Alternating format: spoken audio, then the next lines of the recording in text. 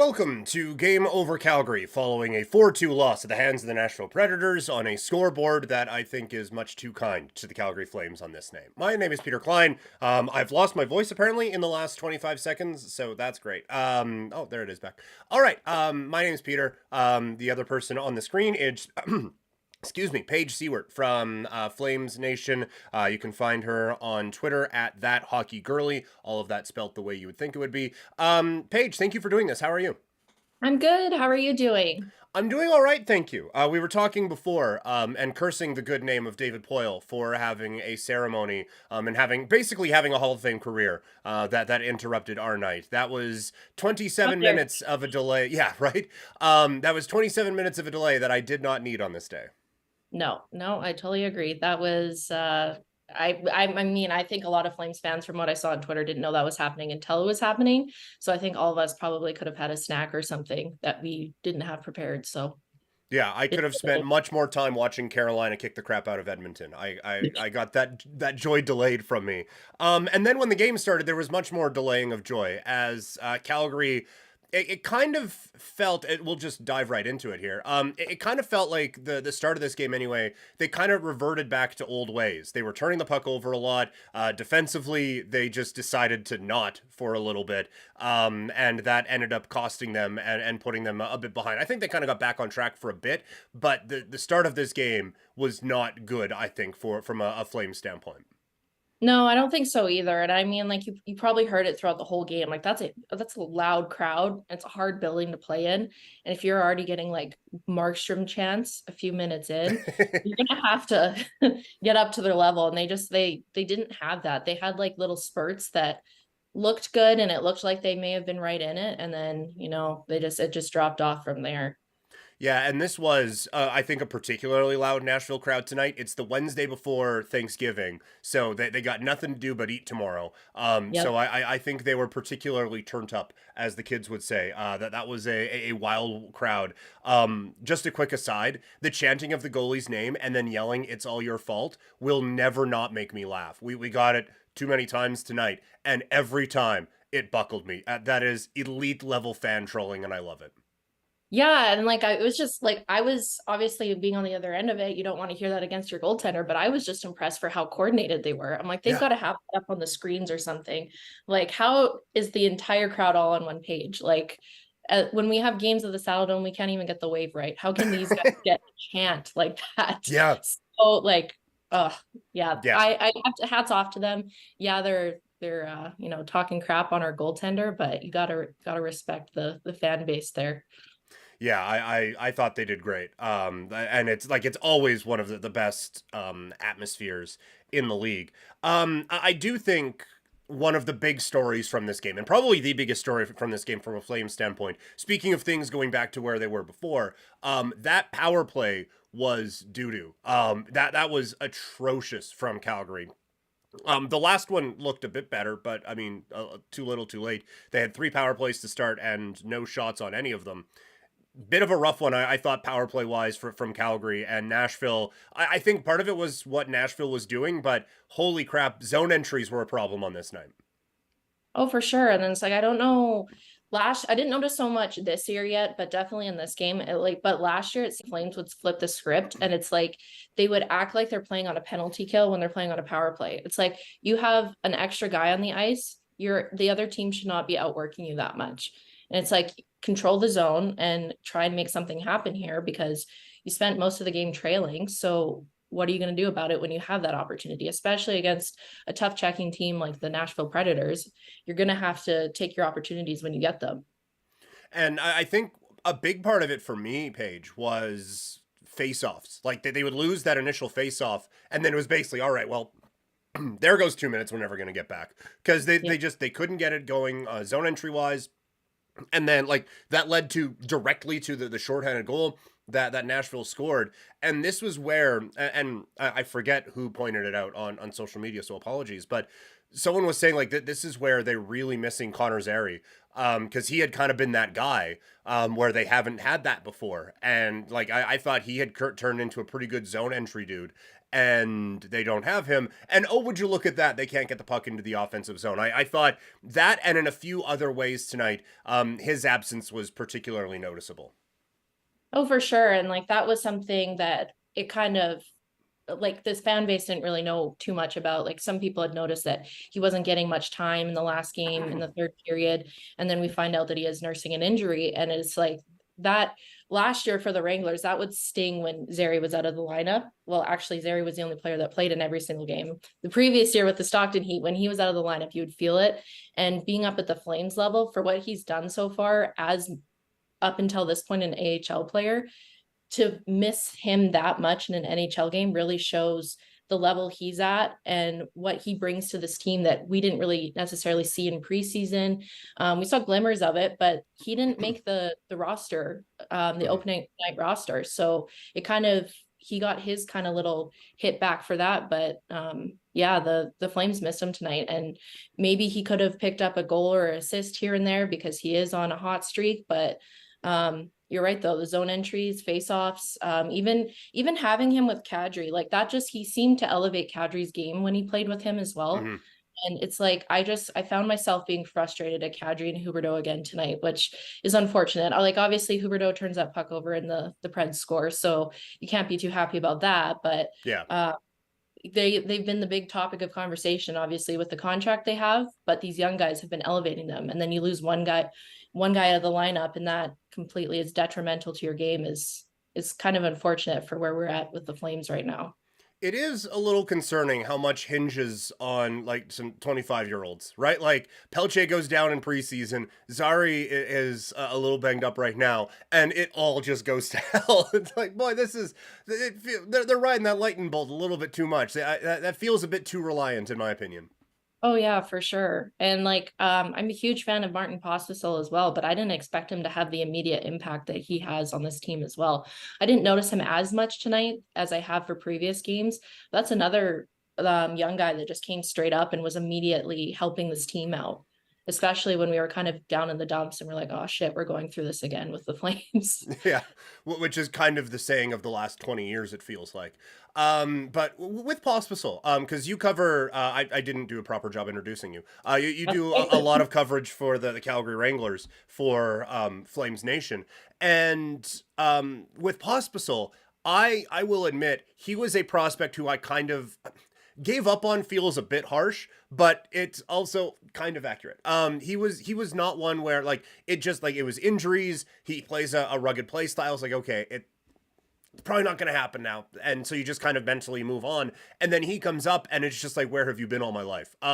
Is this version of Pospisil new to you as well from a Wrangler standpoint, or was this something he was doing in the American Hockey League and I just was missing it? He had, I would say last year is probably when I noticed it the most.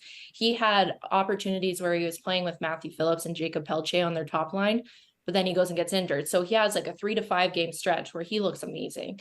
I wouldn't go as far to say that he looks how he looks in the NHL this year, but you could see like this guy's legit. He has a chance. If he stays healthy, he might have an opportunity. He might be knocking at the door for the Flames, but then he gets injured. You don't see him the rest of the year. You forget about him. He goes back of mind. You look at the stats. You only see him in a handful of games. And then you're looking at everyone else who's been there, played through playoffs, everything like that. But definitely the confidence that Pospisil is carrying in the NHL is something that I haven't seen.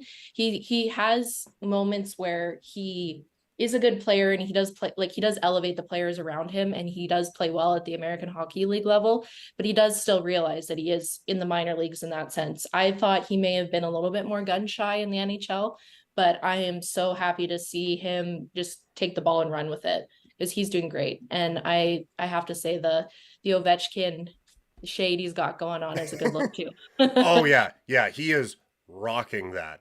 Yeah. And yeah, like it's like he just came in and just belonged immediately. Well, which is kind of a weird way of saying it, but like it's just it's like he should have been here for all of this time. So I'm so happy that he's getting that opportunity. And yeah, it feels like he's brought out the best of Kadri. And that line tonight, you're right. It did feel like there was just something missing from it. And I'm starting to sour a bit on.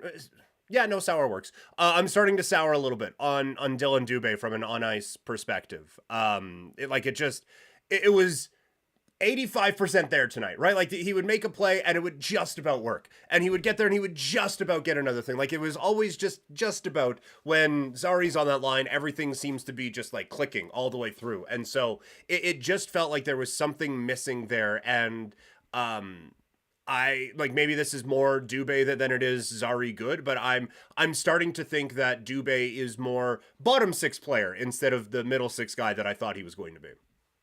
Yeah, Dubé, I wasn't too high on Dubé even last year. I was kind of really expecting him and Mangiapane to kind of have a breakout year and be like, okay, if you're gonna do something, this is the time to do it. And I just really didn't see that. Like we all know there's like lore around Dylan Dubé that when he's wearing the Blasty jerseys, he's the best guy on the ice, but they don't wear the Blasty jerseys that often and they weren't wearing them tonight. So he turns into a bit of a liability and it's too bad because like we see little opportunities where he can be helpful, but I find he ends up hurting the team lately more than he's helping it, which is unfortunate. You don't want a guy like that on the ice, but obviously he still plays on a role on the team. I just don't think, like you said, that it should be a top six role. A lot of good stuff in the chat. We're going to get to that in a little bit. We have the press conference at the end, so I'm seeing some fun questions in there. We'll get to those as this goes along. There's a good Markstrom conversation happening in the chat. We'll get to that here in a matter of moments. But don't forget, like the video, subscribe to the channel. If you miss any of this, A, it's YouTube. The video's up there forever. And B, you can listen to it in podcast form when we are done. Make sure you like this video and share it with your friends. We want to build this thing, and that's a great way to do it. Other things that I kind of noticed from this game, the Nashville Predators top line, I haven't like I don't there I'm not going to say that's the best top line in the NHL or anything like that, but it was one of those things that the best way I can describe it is it just felt like the mood changed when they came on the ice. Like it just things picked up. You could tell even without seeing one jersey numbers like, oh, they're out there again. Like when they were on the ice, they held this game in the palm of their hand the whole night. And I miss that from a line on the Calgary Flames because they don't have that right now. No, they don't. And that's been a conversation this year too, especially like on Twitter and everything, that it's like we don't really feel like we have that all-star caliber. And it's easy for people to look back and like remember when Johnny Gaudreau was playing with Elias Lindholm and Matthew Tkachuk. Remember those days? And then what, like, you don't know you're in the good days until they're gone. Like, what are the good days that we're having right now? Who are we going to look back on a couple years from now and say, you know what, that was a wicked line and I miss that.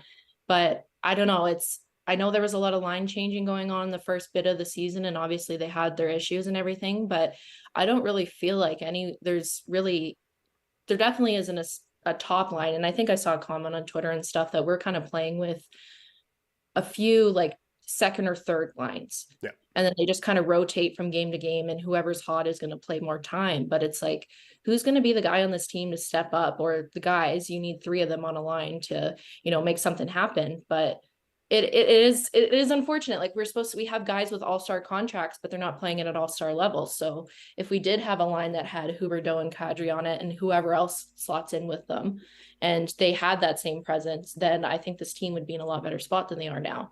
Not to say we're completely in the dumps, but we had our moment at the start of the season. Yes, it felt very dumpy. Yeah. For the beginning part of the year. And you're right, like it does feel like they are playing with, like, there is a very clear fourth line. And they do their job perfectly. They play the role of a fourth line to perfection.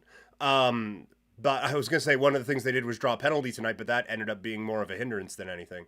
But aside from that, it's three second lines that can tend to feel like third lines when things are going the way they're going tonight. And while things have improved, as you said, over the last few games, it still hasn't felt like there has been that top line. And I think that's one of the things, because I was not the biggest Gaudreau fan by the end of his time here in Calgary. But that was one of the things I think I took for granted, is just his ability to just be like, I'm just going to take this game over for a little bit. The Flames have exactly zero of that on this team. And I think that is something that is really lacking. Like you saw it tonight. Forsberg basically did whatever he wants. That dude is fun to watch. And that whole line was just dicing Calgary up, I thought, all game. And the Flames do not have something like that right now. No, they don't. And I mean, like, who knows what happens once we get further through the season. And obviously there's some contracts that are still on the table that they're expecting to sign that might not sign anymore. The trade conversation has been out there. The conversation that kind of anyone is fair game has been out there. So we could have a different looking roster by the second half of the season, but these are the guys we're working with now. And I mean, as a professional athlete, someone has to take it upon themselves to say, hey, I'm freaking tired of losing. I'm tired of playing like this. Like, we're better than this. So if you guys aren't going to be better, I'm going to be better. And you can either keep up or, continue to do what you're doing. But I'm going to kind of take this into our own hands. And that's something that you kind of look to a captain for. But we also realize we have a captain that's, on the back half of his career and he's very consistent. He plays his role. But Michael Backlund isn't going to score 4 goals a game for you. No. So not that that's the standard, not that's what needs to happen, but someone needs to, like you said, like take the game into their own hands and say, you know what, I'm going to make something happen here because I'm tired of this. Like they were right in that game for probably like arguably maybe about half of it. Mm-hmm. But it's like once that coach's challenge happened in the third period, it's like, yeah, Sharon Govich had that breakaway goal. But otherwise, what were they doing? They were just waiting for time to run out. It's very frustrating to watch because you see that like at that level, if the Flames had a little bit more battle even last year to battle out some of those third periods, battle out some of those overtime, maybe they do make playoffs. And if they're taking that for granted right now, what's going to happen when we're, inevitably at those last 10 games and we need to win X games out of 7 games out of 10 games to maybe make it, maybe get a wild card spot. Like we always end up in this position, and it kind of boils down to the first half of the season when they're not taking these games as seriously as they should. Yeah, it was 2-1, I think, going to the third period, right? So that game is right there for you. And it felt like pre the last 8 games from the Flames instead of what we had been seeing. Like a lot of that momentum just kind of stopped. The 3-1 goal and then the challenge was interesting. What did you make of all of that? I tweeted out, like, I don't know the exact rule on that. It just looked like something that they wouldn't let you do. It did. It like the one angle that they were showing on the broadcast, there was one angle that made it look like he had fully had directed the puck with his hand. There's another angle where you couldn't really tell. And I'm kind of wondering which angle was the deciding factor. Like obviously the refs and everything are going to be able to review that in detail, but I don't know what any other situation again, including that one where that would be okay. And then the explanation where because Uyghur touched the puck after it landed, that it like they didn't miss the call, but they were arguing a missed call. Like that was just a whole confusing situation to me. And I like same thing. Like I got the same view that you did, that probably shouldn't be able to play handball in a hockey game and score after. But I guess we'll let that one slide. I think that's a call we made. Like it didn't necessarily like win or lose the game in that one call, but it definitely changed the whole demeanor of the Flames. And I think that's a call people are going to look back on and be like, okay, what happened here? Yeah, no, totally. Yeah. Cause like, I don't care who touches it after, you can't like grab the puck and toss it, which is in my opinion, what he did. But obviously potato, he's here and he's like, okay, right, yeah, exactly. Yeah, like it looked like he was shoveling it to someone for a double play at like second base in baseball, like which again, super can't do. So like you said, it's not going to be a deciding factor. It was a pretty significant momentum change and probably the final nail in this one, but still weird, still very, very weird. Quickly, there are people talking about how they felt Markstrom played in this game. I feel like well, no, here. I don't want to lead the witness. So you go. What did you think of Markstrom in this game? I think Markstrom, he played a decent game. I don't think he played like, his best game, but I definitely feel like there was a goal or two he would have wanted back. I also have to wonder, like, as far as like the whole the team buy-in and what's going on kind of behind closed doors and everything, we're all kind of catching on to the fact that there's something a little weird in that locker room. So I don't know if that kind of gets to Markstrom sometimes too, that it's like, if you guys aren't going to score a freaking goal, like I can only do so much. Right. So I don't know. I felt like I don't think Markstrom necessarily like lost the game for them today, but I don't think he was necessarily like at his best either. I thought like, I mean, I would probably rate it like a 6 out of 10 or so for his play today. So I don't really have any super strong opinions about it, but Yeah. Yeah, it didn't like I don't know if you can fully blame him on any of the goals that were scored. Like that there wasn't any of the ones that we were getting last year where you just roll your yeah, eyes. Um it wasn't the first shot of the game this time. It was like right. the third shot. Yeah, So we're improvement. exactly. Yeah. And it was a heck of a shot. Yeah, Like that was a great feed by Roman Josi who like I forget about him a bit too. Like he just feels like, oh yeah, post apex, like it's whatever. And then you yeah, watch him play, it's like, oh no, that's still one of the best hockey players on the planet. Okay. That pass was excellent, and then the shot was just a bomb. So yeah, I didn't think anything. I didn't think he did anything to cost them this game, but he didn't exactly steal it for them either. Obviously, but oh, yeah, for sure. didn't really steal it. Moving to the Calgary Wranglers, who we don't have it in frame, but are represented on your shirt this evening. And again, I did privately. I will publicly apologize. That I didn't not pulled you away because you still watched the Wranglers game and did a recap on it while also watching this hockey game. You're But I apologize for making you do double duty, and especially having to watch that one. But a couple players I want to ask about. I don't know how tonight's Wranglers game went, but going into this one, Matt Coronado had 9 points in 9 games, which is quite good. So has he looked as good as the stat line has shown? Like, what have you seen from Coronado's stint here in the AHL? Coronado's been good. He's up to 11 points now. He had 2 assists Oh, tonight. The Wranglers, yeah. The Wranglers did win 4-0 against the Roadrunners. And my editor and I, Ryan Pike, were joking about how they were on a two game losing streak, and that was their longest losing streak of the season. So I mean, the grass is greener sometimes. So that losing streak is gone. It was 4-0. Ben Jones had 2 goals, Adam Klapka had 2 goals, and Matt Coronado had 2 assists. Coronado, the stat line says this guy doesn't need to be in the AHL anymore. His play says he needs a little bit more time, in my opinion. okay. Yeah, I was at the game last night. I went to a game last week as well. I've been watching the games on the streams as well.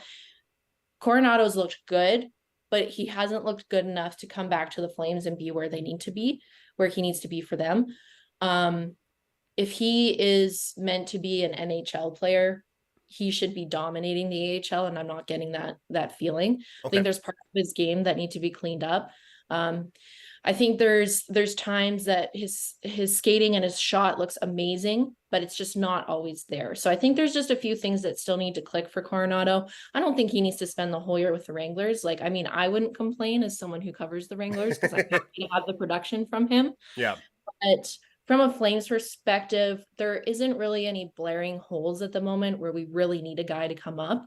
But if that were to happen, he would be able to slot back in. But I think even another 5, even 10 games in the AHL could really help him. Just like, keeping his legs fresh and not spending any time in the press box or anything. But yeah, he finds a way to contribute. He bought in right away. They've got a great group of guys there. Whatever goes on behind closed doors with that team is like, I said that they're in one of my write-ups that there's got to be some magic in that locker room or something, because it just does not make sense that they lose all these guys to the Flames and they can still win. Yes, they have Dustin Wolf, but they lose Dustin Wolf and they still win. Mm-hmm. So Coronado caught on to that right away. He had a goal in his first game. He's been, putting up points almost every game since. He's doing what he needs to do to keep up with his game, but he still needs a little bit more of that edge to be like, yeah, this is an NHL player. He does not need to be in this league anymore. It's the same building. Can they just like you have some of that magic just transfer over to the NHL side? Like I've been down there. Like you can the hallways are like this big. You can slide it across. That was like behind the scenes and everything. Sometimes like the staff and everything, like I'm not going to get into like little insider knowledge like that, but the staff will from day to day will have completely different demeanors. Like especially last year when they had all their crap going on, they're like, "Oh, it's so nice to be here on a Wranglers day. It's so light and airy." And then the Flames would play the next day, and they're like, "Please get me out of this building." Yeah. So it's like it's a ripple effect across even like the staff that work the games, and obviously you can see it with the players. And I mean, someone like Coronado comes down after kind of the rough stretch the Flames had, and he said in his post game comments, he's like, "Yeah, it's kind of like it's nice to win. It's nice to win I again." bet. I So I would don't know. love Like that I feeling. thought having some of these guys come up would help with that, and I think you see it a bit in Zari and Pospisil because they've been in that AHL team for the last 3-4 years. Um, but there's something missing there that it's not quite fully translating to the Flames. Talent could be the issue. But That's but yeah, like I'm with Coronado, you're right. Like there isn't really a spot right now. Like the fourth line hasn't been amazing, but you don't want him coming up and playing 7 minutes a night with Ruzicka and Greer. Like that's what I said that a bit more dismissively than I wanted to, but that's not yeah, with those guys. But like that's not the role you want from him. I would much rather him go out there and yeah, like try to figure out how to dominate at that level, like we've seen other guys do, and then grow back into an NHL role. So if this Zari thing is a bit more, and we have no reason to believe this, but just hypothetically, if this Zari thing is more than just day to day, would you kind of prefer them to call someone else up, or would you give Coronado a shot if there is is he a break glass in case of emergency, I guess? I mean, I think Coronado could slot in pretty easily. Right now he's playing on a line with Dryden Hunt, and that's another guy that's going to want to try and make his way back to the Flames. But I think Coronado is definitely more prepared to make the jump back than Hunt is at this point. Okay. Not to count his play either, but I just think what's been going on in recent games, Coronado would be better suited in that position. I think there are guys that are on the cusp that could make the jump up to the Flames, but I think you are right. Like if it comes down to if Zari's out for a few weeks now, having Coronado around the team probably wouldn't be the worst thing in the world. And if there is some breaks between games where the Wranglers are playing in between, why not send him down and get some ice time? Especially if it's at home. Like it's Yeah. literally across the hallway.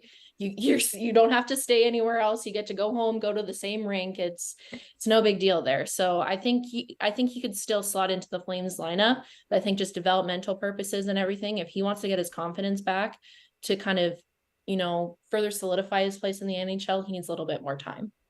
Everyone's favorite 5'11" goalie, Dustin Wolf. I gather he's doing quite well again this season. Yeah, he is. He had the shutout tonight, so that's his second of the season. That's pretty good for a goalie. Yeah.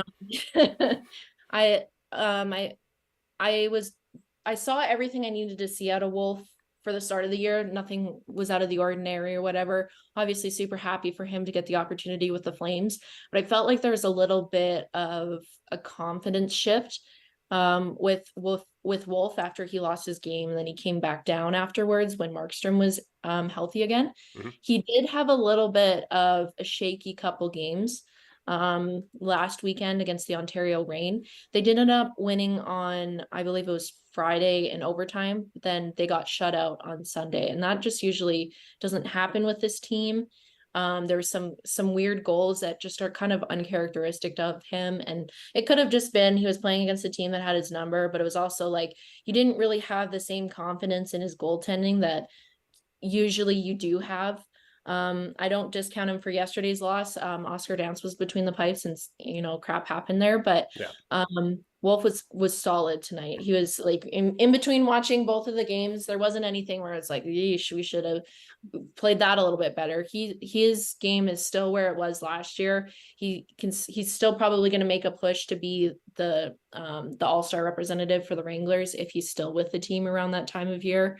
But I don't know. It sucks because you really want to see the guy succeed, and it's really hard because he's right in between. He's right in between being ready for the NHL and then being too good for the AHL. Yeah, if there was another level in between that he could go Yeah. to, that would be lovely. Yeah. And I do worry about it a little bit. And like at some point you just have to sink or swim kind of a thing. But Yeah. I do worry because we all have an anticipation of where this season is going to go potentially for the Flames, and it's not going to get better. And I just worry about him coming into the NHL and his first real extended thing is, I mean, basically behind the same defense he's playing for now, just against better hockey players at the National League level. Like I don't want to ruin this kid just because, well, he's young and he's very good, so let's throw him out there and see what happens. And then he gets absolutely shell shocked and he's just broken. You know, I'm not saying that he's fragile or anything like that. That's just human nature to have that happen to you, right? And he is very composed. He is very composed. He's very humble. He's the last guy to say that he was the best guy on the ice, even if, he carried the whole game on his back. I do notice a bit of a pattern with him ever since he kind of started his pro career with, the formerly the Stockton Heat and into the Wranglers. He does take losses or, subpar performances on that he has very hard on himself. Mm. And that has improved, but I think there's still a little part of the back of his brain that's like, this is all my fault, blah, blah, blah. He's and like at the NHL level, there's so much more exposure. There's so many more people talking about you. Yeah. You log onto Twitter, you're going to see your name a lot more, that sort of thing. And, you can try to avoid it, but you can turn the radio on. People could be talking crap about your bad game last night. And if you've kind of gotten to that point where you're over it and then people keep hounding you for it, it's a really tough spot to be in. And he is young, he is very talented. That obviously he is a prospect that we don't want to burn in this organization, but we also don't want to lose him. And if we hang on too long and don't give him a chance, he's going to look elsewhere. Yeah. No, 100%. And yeah, the jerks on the radio are just awful. But yeah, no, that like wasn't a dig at you. That wasn't a dig at you. That's fine. I'm barely there now, so it's fine. It's all the other guys really. I do think I think he'll be fine, and I do think we'll see quite a bit of him at different points this year from a Flame standpoint. But the big moves are probably going to be on the blue line. They have 3 unrestricted free agents, and smart money would tell you all of them are going to be gone by the time March comes around. So from a defensive standpoint, where do you think the reinforcements come from? We've seen Soloviev this season. The concerned look on your face doesn't give me confidence that there's a whole lot coming. So what could we expect if assuming like there's probably going to be like if it's with Toronto, then Liljegren might be here and stuff like that. But what is on the blue line from the Wranglers right now that maybe we could expect with this club? Yeah, Solovyov is a great option. I would have liked to see him with the team a little bit longer, but when it comes down to the talent they have, I do believe that Nick DeSimone was better prepared to, have that position with the Flames than maybe Solovyov was. But even DeSimone was scratched tonight, so he might, make his way back down to the Wranglers too. I think even Jordan Osterley has been playing very well with the Wranglers. He's kind of been someone that's been falling under the radar. He's not a guy that's going to sit there and score every game, but he's almost assisting every game. He has a secondary assist every time. Every time I'm looking at the goals, I feel like it's either him or Jonathan Aspero that are sitting there and assisting on the goals. And Aspero is another one of the defensemen. I don't know 100% if he has NHL rights, if he could be called up off the top of my head, but if he is, he's also a great option. He's looked very good for the team. Australia and Aspero are actually pretty much their top pairing right now. So both of them have looked good. They've got great shots. Their positioning has been very well executed. They do well on the penalty kill, on the power plays. They've been, getting a lot of ice time and, helping Wolf out when when he gets hung out to dry a little bit. But other than that, there's not too much. Because Poirier's out for a while still, right? Yes. Before he got injured, I was really hoping this was the year that Poirier would see some NHL games. And I don't really know the timeline in his return either. But if he, comes back towards the end of the season, it would be nice to see him get in with the Flames. But he had a skate laceration. I don't know when he'll be back from that. It's not fun. But yeah, he would have been definitely the top guy, but it was definitely between him and Solovyov to start the season. And Poirier's still young too. He's just in his second season. So you're kind of like, the confidence thing, and is he ready? Does he need to develop more? But he was one of the league's best rookies last year, and he was leading the scoring in the first, I believe he played 8 to 10 games. He was leading the team scoring, and it hurt to lose him. It Yeah. definitely did. But yeah, between him and Solovyov, those would have been my top picks. So after you get through Solovyov, it's kind of up in the air at that point. You're probably looking to kind of make a trade and call in a reinforcement elsewhere. Yeah.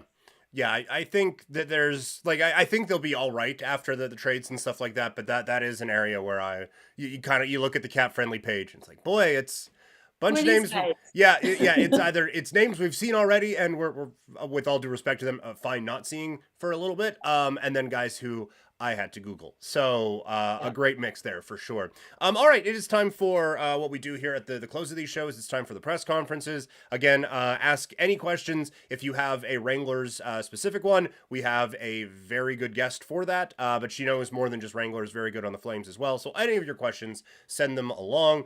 There was one here that I noticed that I wanted to get to. Also, while you're sending that, like this video and subscribe to the channel because we're pretty awesome. I had one and I have now lost it. J Rock says, ever since Zadorov or his agent, both, made the public trade request, essentially he has not been good or looked even average. Is that having an effect on him? Yeah, I have not liked Zadorov's game in the last little bit. Way too many turnovers for my liking, and I do wonder if he is trying to put on a bit of a show and up that trade value a little bit, or just try to get this process moving along, because it doesn't feel like he's him right now. What have you seen from Zadorov? No, I totally agree. Like, if you think to his game tonight, the only really positive I can bring out is the fight he had. Like, good for you for standing up for your teammate, but that's what you should be doing. I'm glad he did stick up, because if he really is half checked out, that's not necessarily something he has to do. But Mm, he is more frustrating to watch with, that tweet hanging over everyone, knowing that this guy was so passionate at the start of the season and really wanted better for this team and wanted people to wake the F up and everything. And now it's kind of just like, I've already packed my bags, I'm out as soon as I get a call, kind of thing. So I think he's kind of turned into a little bit of a scapegoat, that it's mm-hmm. like, okay, this play was bad. Look at what Zadorov did. He doesn't want to be here. He's throwing games, that sort of thing. I mean, I still like to think there's a degree of professionalism he still has. This is still a job. He's making money to play hockey, probably arguably one of the best jobs in the world. But if he wants to go somewhere else, that's also something other teams are going to pick up on too. It's like, as soon as you decide you don't want to be here anymore, you're just gonna the effort's gonna go to zero. But I think as a fan base, it's very easy to exploit what he's doing, because we know he doesn't want to be here anymore, and Yeah. that is frustrating to watch. I thought it was interesting the reaction around not the trade request, but his comments earlier on where he was saying like we need to get going, Mhm. in a few more words than that. But the comments were, oh well, he probably shouldn't be saying that. There wasn't anyone saying, how could he? That's not it at all. Like no one was saying he was wrong. They were just Mhm. saying maybe he shouldn't have said that, which I thought was a little bit telling. I have found the one I was looking for. J Rock asking, if this season heads for a rebuild, what do you want to see from the Flames for this season as a whole? And if this, whether it's rebuild or retool, what I want to see is just, I want to see basically what we've seen from Pospisil. I want to see the kids come in and contribute and just kind of figure out what the Flames have in terms of the cupboards and how stocked they are necessarily. Like, I want to see where Zari fits in. I want to see where Pospisil fits in. I want to see where Coronado fits, if he does fit, right? And you're not going to have all of those answers. We're not going to be like, all right, well, this 22-year-old kid in 8 games in the AHL did this. Guess he's that forever. But I want to get a bit of a sense of what is actually here and what the Flames need to go out and try to find going forward. Yeah, and this is actually a really interesting conversation. This is similar to a conversation I was having last night with Mike Gold. He works with Daily Face Off. I'm sure a lot of people watching this are familiar with him. He's all over Twitter. You're kind of saying that we feel like we're in, a secondary era with the prospects we have right now. That once, this class of, the Poirier, the Wolves, the Amelia Pedersen's been a name that's been thrown around. Once those guys are gone, who do we have?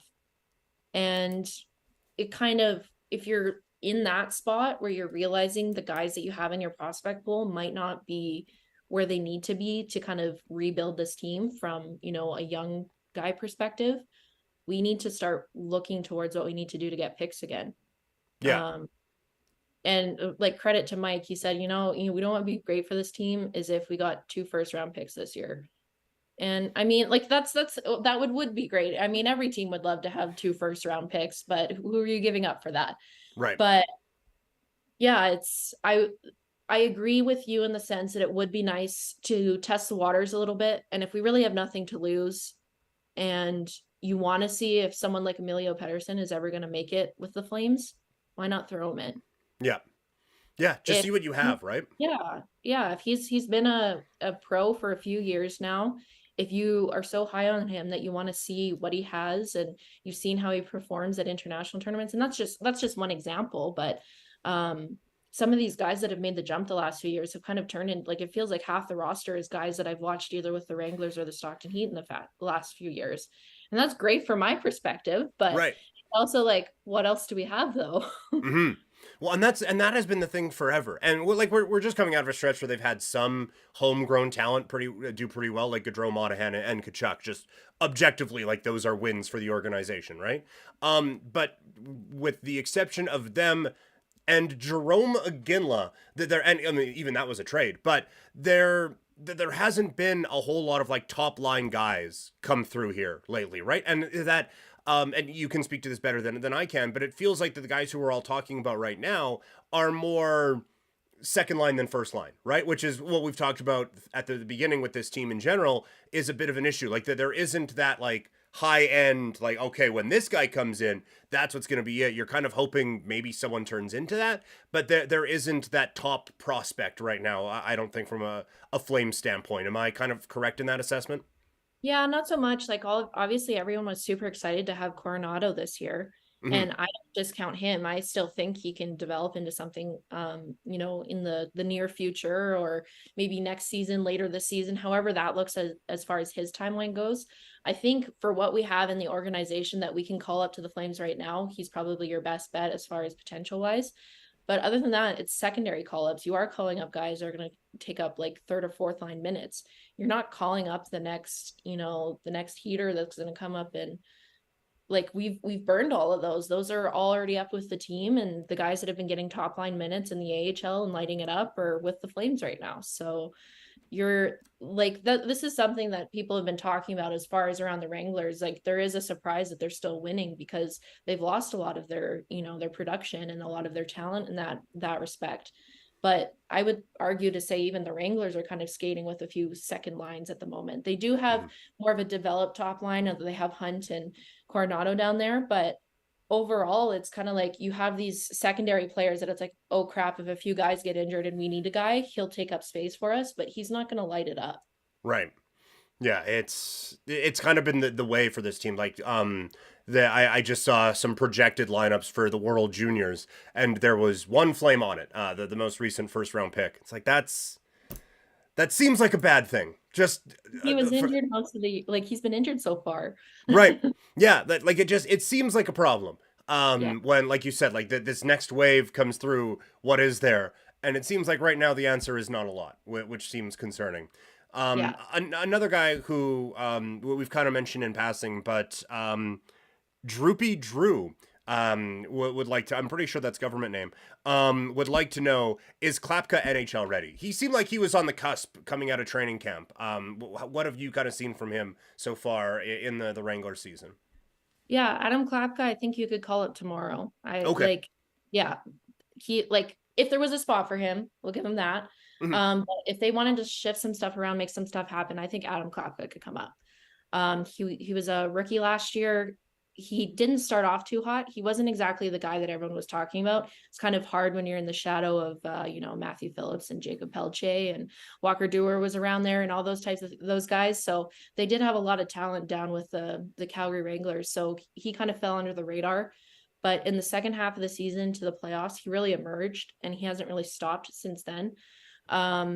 Today, like today, he had 2 goals. He's a huge body for the team.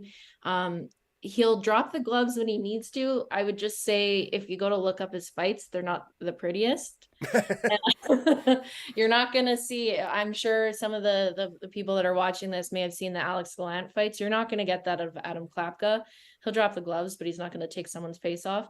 But I think I feel strongly about the fact that Adam Klapka will play NHL games this year, even if that's the Flames are out of the playoffs or they're in the playoffs or secured whatever they need to secure at the end of the season, and they have some breathing room to bring some guys up. But I think he could, if Zary is out and they want to spend a little bit more time with Coronado developing down in the AHL, Klapka's your guy. Okay. He leads the team in scoring now, which isn't something that I believe he leads the team in scoring, unless Jones caught up with him with his goal tonight. I haven't looked at that yet, but Jones and Klapka are right there. But between the two, I would definitely call it Klapka. I this one isn't in the chat, but I said we talk about it and we haven't yet. How unbelievable are those third jerseys that they're going to be rocking? I think it's Outlaw Day this weekend. Yeah. Those are like no notes, tens across the board. Unbelievable. I hope you share the same opinion. Otherwise, I will hang up on you now. You don't have to hang up. I will say that now. I am in love with those jerseys. They are so much better than I don't know. I don't know what I had pictured in my mind. I knew there was like some people that made some concept art and everything that kind of floated around Twitter last year, but just that sideways glassy, it's just like even the one that they have on their patch on their current jerseys, it's just it just has everything that it needs to have. Yeah. And then the color scheme is perfect. I thought I was, half considering last year. I'm like, should I get a Blasty jersey or maybe I should get the pedestal jersey? I'm kind of in, I have Gaudreau and Monahan jerseys sitting in my closet. So I need an upgrade here. And Yeah. I'm thinking that's definitely my next purchase. And I even said that on Twitter as well. As soon as I saw it, I agree. 10 out of 10 could not have been done any better. And I can't wait to see it in person. Oh yeah, they're gonna look sick. Yeah, the Jersey Zone chiming in. Those Outlaw jerseys are so good. Yes, no, again, they're perfect. That's all. Yeah. They're just perfect. KQ also, mentioning. Oh, go ahead. Sorry to interrupt there. No. I also wonder what that would look with the goalie pads as well. I imagine Dustin Wolf is going to have something, in the back pocket that's going to match those. Yeah. So that whole look, I'm excited for Dustin Wolf and the new Blasty jerseys. And there's like 300 artists across Calgary who want to crack at a goalie mask to go with that as well. Oh yeah. KQ mentioning the next 15 games will be huge. And yeah, as you lead up to basically Christmas, I think we're going to learn a lot about this Flames team. For those who are unaware, buckle up. So after tonight, Friday against the Stars, Saturday at Colorado, then home Vegas, home Stars, home Canucks, home Minnesota, so finally an team, home Carolina, home New Jersey, at Colorado, at Vegas, at Minnesota, home Tampa Bay, home Florida, at the Ducks, at the Kings, and then home Kraken, and then home Flyers, and then we're into 2024 with the Flames having won 2 of their last 15. That feels like if this team, look, they're just coming off of a stretch where I guess they're now 5-2-2 in their last 9. They are playing significantly better than they had played previously to this, against some pretty bad teams. So if any of that is sticky, we're going to find out. Like, if this is going to be a team that retools or rebuilds, we will find out which of the re's we are getting after this 15-game stretch, because there is nowhere to hide in that schedule. I think this is a stretch where we learn basically everything there is to learn about the Calgary Flames. Yeah, and if you're a Flames fan, I would say don't hinder your Christmas plans on, success or failure of the Flames, because I think that schedule is kind of daunting for anyone that, just heard it or has taken a look at it. And I know it was a topic of conversation on the broadcast too, but I have concerns. Yes. To get through a stretch like that, in a perfect world, I would love for them to, get through that with, a 500 record. But I have serious doubts that that's not going to be a very successful run for them. Yeah. Because, we're like a month and a bit into the season, and what have we seen that would help carry them through a stretch like that? Yeah, I expect them to win at least a game and hopefully multiple, but what do they have working for them that's so consistent that you could walk into the game and be like, yeah, they've got full control of this game? Yeah. Not a lot in No. there. Like Markstrom, maybe. Yeah. That's basically it, right? Like if they play like this tonight defensively against Colorado and Dallas, then they're going to lose by a lot. That's going to be a problem. Yeah, and that's a back to back, by the way. That's Friday, Saturday here. Stars and then Avalanche on the road. So that's just super. Yeah, I think if this team comes out of this stretch remotely close to a playoff spot, like within striking distance, and losing tonight means that they stay. Seattle won by 6 against San Jose, so the Flames are 4 points out of a playoff spot right now. If they are around there, let's say 4 to 6 points out of a playoff spot, I would consider that a gigantic win. And I think I'm not saying like you don't like, oh well, actually it's time to add at the trade deadline, but I Yeah. think you look at what you're looking for from a Tanev, Zadorov, Hanifin, Lindholm trade a little bit differently. I think what probably will happen is that this team is a significant distance outside of a playoff spot, and then we're looking at much more futures for some of those guys. So that's it. All that is coming up is a murderer's row and the direction of the franchise on the line in the next month and a bit. So that's it. No big deal. Merry Yeah. Christmas. Right, over Christmas, yeah. A couple of quick ones here to close. Derek Grant saying outlaw and blasty jerseys in white now, please. Could not agree more. Yes, that Hate is. it. Yeah, I am on board with that 100%. We need to at least try it. Like let me see it. Put it out there. Jersey Zone said, "Geez, what a tough stretch." Oh yeah, Derek Grant agreeing. Yeah, murderer's row of a stretch. I saw Flames merch marked down. Is that a sign? Maybe. I mean, it is. Black Friday week. Yeah, it's Black Friday. Wait till next week to make that comment. Right. Yeah. Exactly. Yeah. I mean, That's a it good will one, be. though. Derek mentioning Vladar Friday, Markstrom Saturday. That would make sense in terms of the goalie divide. I would imagine that's how that they would go. We saw Daryl play Markstrom at both parts of a back to back. I don't think Huska's done that so far, and I would be surprised if he were to do that again. And both of those teams I fear greatly, so that there isn't a dud in there that you can put Vladar in. So that's probably how I would divide it up this weekend. Yeah, and I mean on that Vladar conversation too, I know we're wrapping up here, but what have you thought in the sense that, Vladar's been trade bait this year? Do you really think that he's going to leave this team at some point? I In do. this season? In this, yeah, I do. I think that they are seeing them like call up Wolf and actually give him a game makes me Yeah. think that they are pretty comfortable with him as a National Hockey League goalie at this point. And so I do think at some point, there's just so many goalie needy teams, he says, looking towards the north. There are just so many teams that could use someone as I think reliable as him as a backup. Like he's not going out there and winning a team a Stanley Cup or anything like that, but he is a lot better than some of the goalies that we've seen trotted out this season across the NHL. And I think if this is going to be a bit of a teardown, then that is absolutely something that you can get like maximum value out of. And then you have the opportunity to again see what you have in a Wolf and have him kind of split duties with Jacob Markstrom. So I do think that that's probably going to be the case. What about you? Yeah, I'm pretty aligned with that. I didn't really think that he would be gone at the start of the season. I think if they, the right offer was there or anything, they would try and backfill him. I don't think they were trying to start the season with Wolf behind Markstrom. I mean, in everyone's perfect world, that would have been great. But I think we are very, very protective of Wolf, as we should be. Mm-hmm. But I can see a situation in which he turns into kind of a more regular, NHL backup goalie, and that leaves Vladar, out in the open to be, Yeah. taken and bidded on, and whoever wants him can have him, kind of deal. Hopefully, we get something back for him. Yes.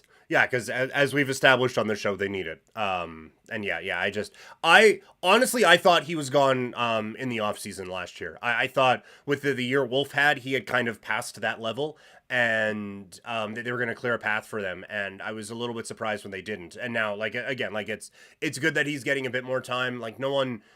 Jeff Merrick always used to say, no one ever said, "Oh, that guy spent too much time in the American Hockey League." Like, it's especially for a young goalie, it's fine to let him develop. But I I think that we will see that at some point, if nothing else, just to give this team a bit of a boost, because I do think that some downtimes are ahead.